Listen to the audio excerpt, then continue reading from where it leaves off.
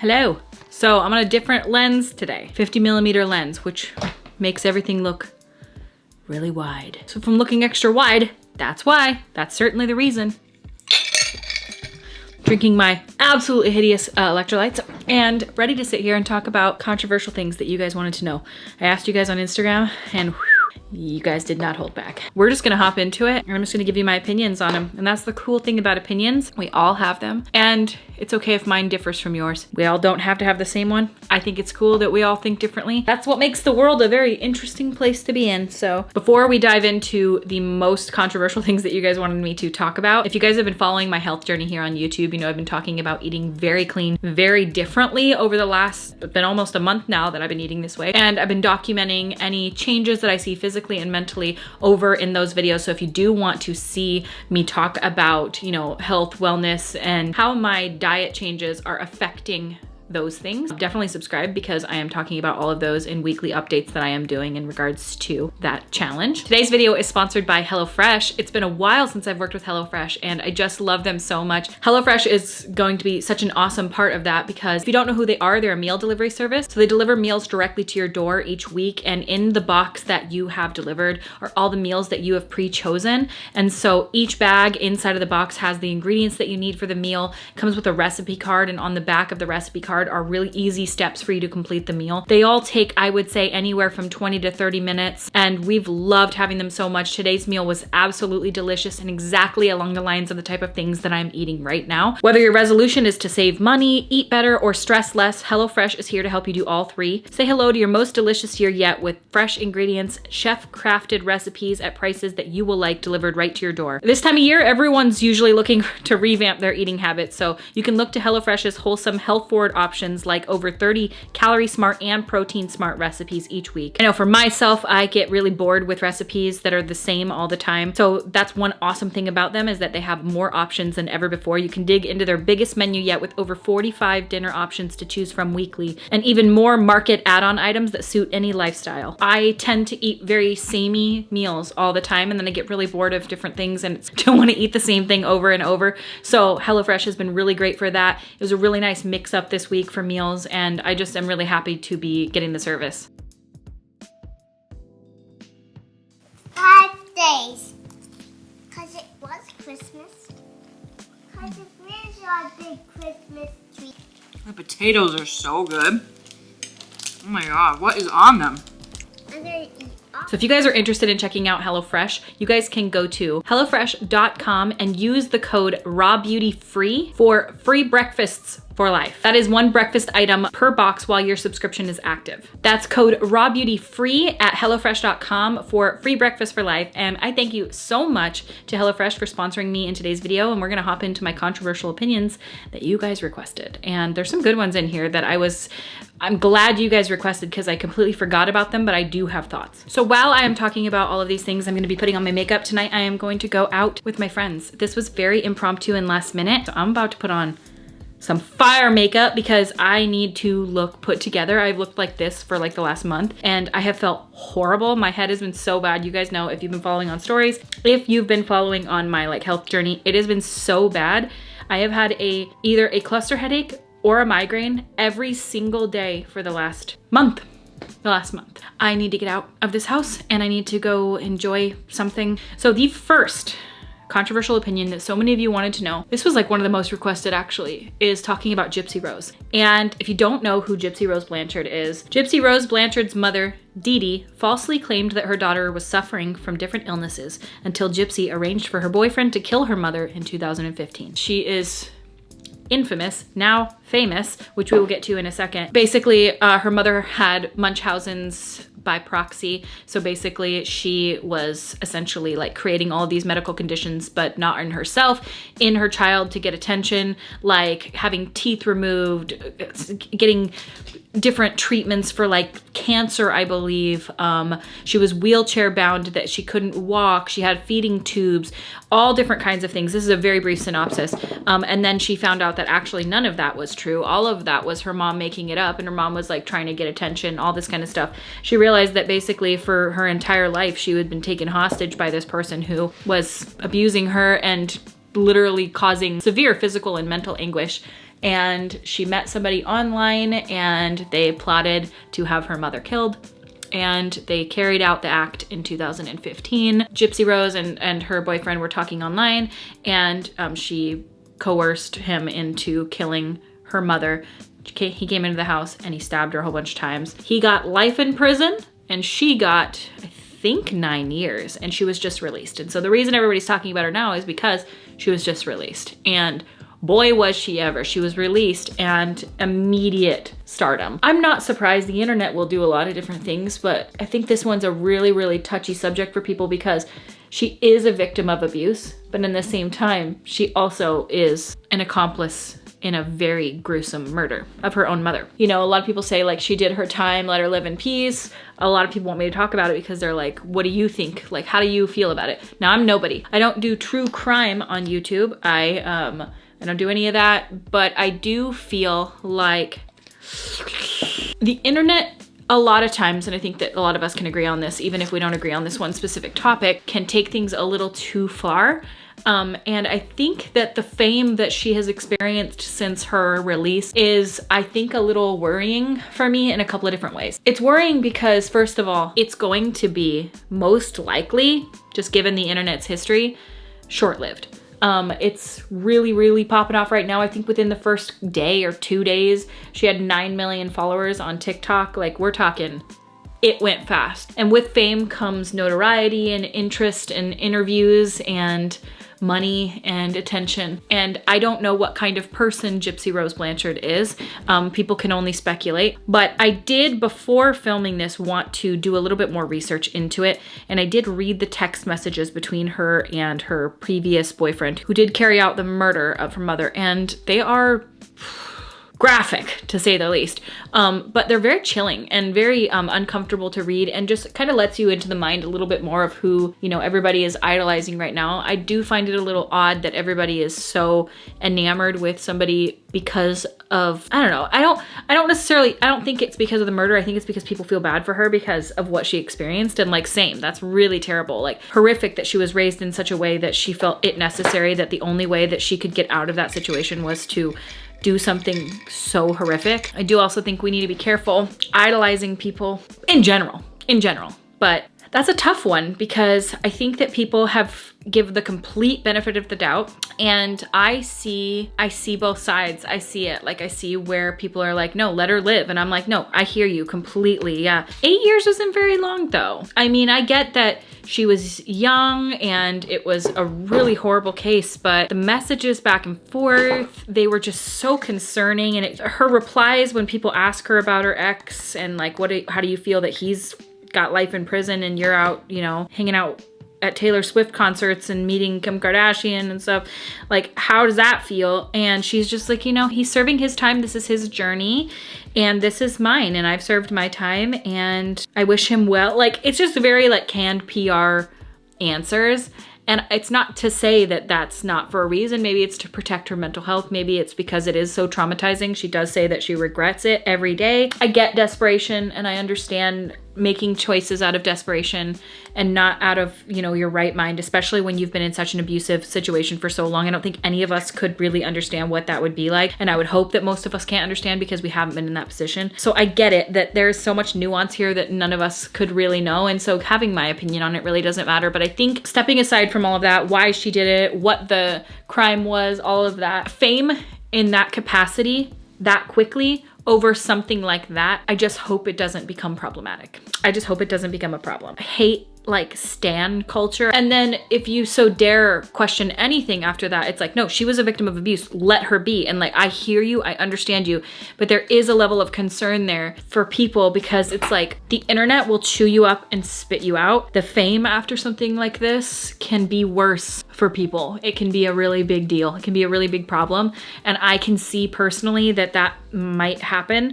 I really hope not, because I hope that she can just live her life and that was just a really bad decision. The texts feel very scary and manipulative to me on both sides. And I can see how when you're young and have been oppressed your entire life, stuck in your house, being told you're sick, being on medications, feeding tubes, all these type of things, how there is a level there of intellectual stunting that probably likely happened. You know, I'm not fully up to date. I haven't watched all of the shows on Gypsy Rose. I've done some research myself, but nothing like crazy and super deep divey. But what I have seen is just a little like, it was hard to read. It was hard to read. And I think that people are a little bit overboard on the internet sometimes. On one hand, I'm like, I understand that you felt like you did what you had to do to get out of your situation. And the other hand, the messages felt very different from that. They didn't feel so desperate, more vengeful and bloodlust and kind of disturbing. So I don't know, it's hard for me to like have a full blown like, yeah, no, I get it though. I get why you did what you did because I don't know. It's a tough one. So it doesn't matter what I think because I am not the court of law. What do you guys think? How do you feel about it? I feel like it's such a touchy topic because it's like talking about anything with Britney Spears. You cannot be like, why is she dancing with knives? People are like, let her be. And it's like, no, I am. But I'm still asking the question. I'm still posing concern. And it's fine. Like, hey, dance with your knives. A lot of people wanted me to talk about Jaclyn Hill closing her brands. So if you don't know, Jaclyn Hill had Jaclyn Cosmetics that came out, gosh, I feel like that was 2018, was it? 2019? The year of the lipstick gate. I think we'll all remember that forever. I'm so sorry I played such a big role in that. She launched Jaclyn Cosmetics and then after that launched Jaclyn Roxanne and also the Cozy line. And since all of this, over time, many launches, lots of different things going down, lots of drama here and there, they are all closed. People want to know what I think about it. And you know, I'm gonna just go out on a limb and say, I don't know anything about the ins and outs of why, but I can give my opinions on what I think about everything. And I honestly think it probably is a good choice, in my opinion. I have heard through the grapevine and in backgrounds from everybody that owns brands in LA, all the influencers, that it is insanely difficult, stressful, expensive, and not really worth it. So I really honestly think it's probably the right move. It might have just been one of those things where it's like, hey, I'm not vibing with this anymore, you know? And you know what? I think to each their own. If it is what made her feel like she has peace now and can just relax. I cannot even imagine how stressful owning 3 businesses would be. I own 0 businesses. I mean, this is a business. I have like a business license and stuff for this. And this is stressful enough. So I literally can't imagine owning 3 businesses, lots of employees, being a CEO, dealing with all of the, you know, customer service, returns, drops, launches, keeping up with the trends. Everything that comes with owning a business sounds insanely stressful to me, which is why I haven't done it. It's so stressful for me to imagine doing something that I don't have like complete and utter control over, but in that same token, you have to delegate tasks to other people. It's just way too much for one person.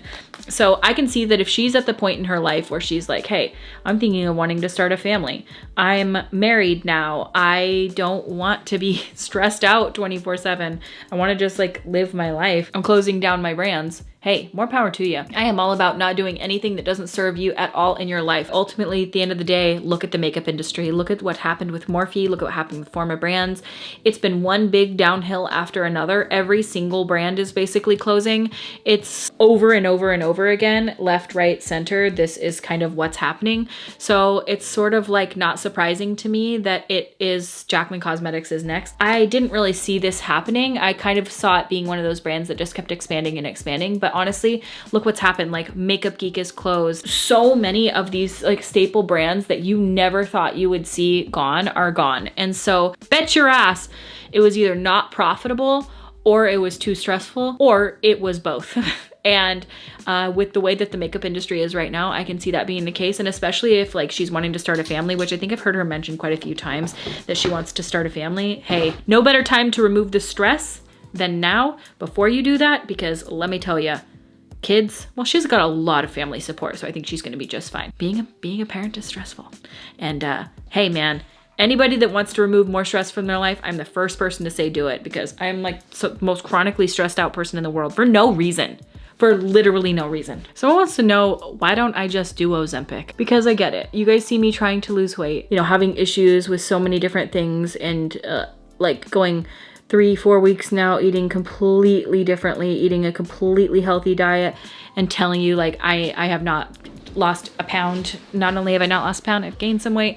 And you're like, just do Ozempic. And I actually want to do a video about this, like the whole just, why don't you just do Ozempic? Why don't you just get a boob job? Why don't you just get liposuction? These things are very serious. Like I understand that it may be like absolutely amazing for some people. There is no just when it comes to things that you ingest, surgeries that you do. I think that we've created a culture around things that we do to our bodies not being a very big deal. Like, oh, why don't you just get boobs, get boob jobs? It's like, that's a huge surgery. Like, and if you want it, get it. I don't care. Trust me, if I could take an injection and there would be no negative side effects, and I would lose 75 pounds and feel better and look better and all this kind of stuff, hey, sign me up for it. But the thing about it is that's not the case. Some people don't have any side effects. Some people feel fine. Some people, like my friend Jaime, made an entire video on this. It caused horrific, terrible anxiety, and she didn't lose 1 singular pound.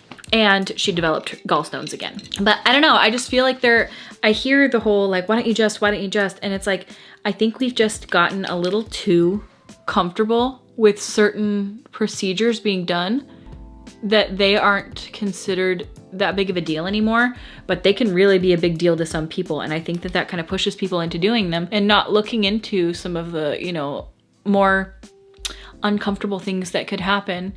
And I'm good on it. I would rather be uncomfortable in my body and my size than ever willingly get horrendous anxiety again. Like, no effing thank you. I'm not judging people. Again, I don't care what people want to do with their lives, but I really hope it's not one of those drugs that in a few years it'll be like, were you affected by Ozempic? Call James Sokolov, class action lawsuit. You know, I don't want there to be a class action. Someone said, is the USA a good place to live? I'm moving from Australia and everyone thinks I'm crazy. But it really depends on the areas you live in, your income status, all different kinds of factors could play into that, I suppose. And I think that that's true of anywhere that you live. But I love the United States. Like, I don't have any issues with it. I see the issues and where they are. I think most of those extend to like larger cities. I don't know. I would say that if you live in like outskirts of towns, little suburbs, depending, look at like crime rates and stuff like that. You know, that's with anywhere you live, I assume. I don't know if this is just an America thing. I don't know. It's just like, I really like it. I don't know. I don't have any, I'm not an America hater though. Like I get it. I think we have big fucking issues. I think that every country has big fucking issues, but I've never lived anywhere else, so I cannot make the comparison. I am not the right person to ask because I've never lived anywhere else, so I have no basis of comparison. There are a lot of people that travel and so might know what is the comparison of living in America to anywhere else, but I can say from living here my entire life, I enjoy it. It's totally fine for me. I don't know, there's pros and cons to everywhere you live, right? And I think that living in America has its pros and its cons. I would say though that I feel like it, for me, has more pros than cons. Look to people who travel and see what they suggest, because for me, I'm really not the one. I really kind of lived in the same area my entire life. I'm not somebody to ask because everywhere I've visited, I can kind of find a place that's either shitty in it or good. So it's like every town, even the town that I live in, which I think is Darling, there are areas of it that are nasty and that are dangerous and there are problems. And then there are areas that are like the most beautiful thing you've ever seen. So I don't know, I just feel like it's kind of area dependent, and I've only lived in the same area of Washington State my entire life, and the United States is fucking huge. I think that's another big misconception, is that a lot of people think the US is kind of like small or kind of similar to their country. Australia is freaking huge, but the United States is huge. So from one state to the next, it really depends. Like if you want to live in the Midwest, you're going to get like the nicest people ever. It's going to be like completely different topography than if you choose California. You're going to get completely different people than if you choose New York, Florida, Texas, Nevada, North and South Dakota. Like there's literally, it's like visiting a new country with each state that you visit, it, I feel like. It's not, the country itself is almost so large and diverse that you can't get the same vibe no matter where you go. So you just need to figure out the vibe you want, and I feel like you will find it in the United States. So lashes are on. I'm loving this eye look. I feel like this is so sultry and it's exactly what I wanted. And then I found this that I got, I think I got this last Christmas actually. This is the Lippy Pencil Vault from ColourPop. And I think I'm gonna go in with the most nude shade. This is BFF, I love this one. But then I might take a little bit of a darker shade. Somebody asked me, what do I think the punishment should be for PEDOs? I thought that was a really interesting question, but it's gonna be a short answer. Death, torture, I don't know. There is not a big enough punishment for that for me. So yeah, I'm not the one. This is a little too berry. That's not at all what I was going for, ColourPop. Yeah, no, I'm not the one to ask. I have no remorse, zero in me. I immediately am like, just kill him. You are the scum of the earth. You are the lowest form of human. You are unsavable. And I'm not gonna sit here and call him maps. I'm not gonna sit here and call him anything. If you harm a child, you are unworthy of living. I don't know. There's just nothing in me that can find any sort of compassion. I understand that, you know, everybody's different, but like, you don't have any compassion for me, my friend. You're not my friend. Just don't call yourself that. This is the Twilight lip oil. Bells. It's kind of sultry. I was going for like more of a nude brown, but it's kind of fun. Put some highlighter on. I need some shine and I want some fake freckles because I do. Okay, because I do. Thank God I'm no judge, because I'd be like, electric chair. I am unwavering when it comes to harming children. And that one for me is just, you gotta go. You gotta go. Couldn't be a judge. You couldn't have me on the case because case closed, you're dead. Ace family divorce. Oh, I don't know anything about that. I don't know anything about the Ace family divorcing. I heard that they are. And does it surprise me? 0%. When it's a business transactional relationship, which it seemed to be, I'm not surprised at all. Ace family has always never been I've never been a fan. I'm specifically not a fan of exploiting children for money, which is kind of their MO. I don't know much about it other than that. Is there anything I'm missing and that I need to know? Hearing that they're getting divorced was not surprising to me. I suppose I kind of just expect that in today's day and age. I feel sad for the kids because divorce can be rough on children, and I just really hope that they are doing what's best for their children. That's the only thing that I can ever hope in any situation when it comes to having children involved. Someone wanted to know about what I think about kid haters or antinatalists. Hey Siri, what's an antinatalist? Antinatalism, or antinatalism, is a philosophical stance and social movement that gives a negative value to starting life. Antinatalists argue that humans, and sometimes other sentient beings, should stop making kids because it is morally bad. This is from Wikipedia. Morally bad. There are various reasons why antinatalists believe reproduction is problematic. The most common argument says that life entails inevitable suffering. Yep. You just want to be happy all the time. Death is inevitable. Yeah. Humans in all forms of life are born without their consent, and no one chooses whether or not they come into existence. Okay, that's the only one I can be like, I mean, like, that's ultimately true. Although some people may turn out to be happy, this is not guaranteed, so to procreate is to gamble with another person's suffering. There is an axiological asymmetry between good and bad things in life, such that coming into existence is always a harm. It's very interesting. So I would say that in my life, I have suffered a lot. I suffer daily with a chronic pain condition that I didn't ask for. I watched my mom die a really terrible death. We've lost many family members, and my life is still very valuable, and I'm very happy to be living it. And human suffering is, yes, a part of life, but you can't look at life as just merely suffering. And also, I don't know what a gift it is to be able to suffer. Like, I mean, that sounds terrible, but like, what it is kind of incredible that we have this existence here. Don't agree with it at all, but hey, that's, like I said, to each their own. All the research on human well-being shows almost everyone across cultures is well above neutral on happiness. Very interesting. So I obviously completely disagree with this sentiment. I'm not antinatalist at all. I think if you want to have kids, have them. If you don't want to have kids, don't have them. But always, if you do have them, do no harm, do right by them. That's kind of my philosophy in life through and through. And I think that it's a good one to have. have, but of course I think that because it is my philosophy. It's an impossible task unless you sterilize the entire world, which would be unconscionable. But yeah, it is not ever going to happen. Because I think this person was more talking on the lines of like people who hate kids. No, I'm not a kid hater. I'm not a person hater. I'm kind of like a bad people hater, people who harm other people hater. But I would say, I think it's stupid. It's fucking stupid. Like whatever. You do whatever you want. You can hate however you want, I guess. But I think you're stupid if you hate kids just for simply being kids. If people are kid haters, like I get it. Kids are annoying, but also that a lot of times came from people pre-kids. It's really easy to hold judgment on little people that, I don't know, it's just like really irritating to me. Like when people hate children, there's literally no reason for it. They're just little and they don't know any different, and they're just trying to learn the world like you and I, and you were one, and we needed that respect and love and care, and which obviously you probably didn't get enough of if you're a kid hater, you know. Some people wanted me to talk about 10-year-olds at Sephora doing skincare. Look, kids want to be like their parents. Jen Love made a really good video on this talking about skincare that could be safe and fun for kids to do that is not going to harm them. Like kids are trying to use retinol and shit. Like, baby, you're 10. You don't need retinol. I'm 36 and I don't use retinol yet. Yeah, there is a growing wave of young children at Sephora wanting to do 10-step skincare routines. And you know what that's the stem of? Social media. Likely that's not from their parents, that's social media. So keep your kids off social media. That's what I say. Keep your kids off social media.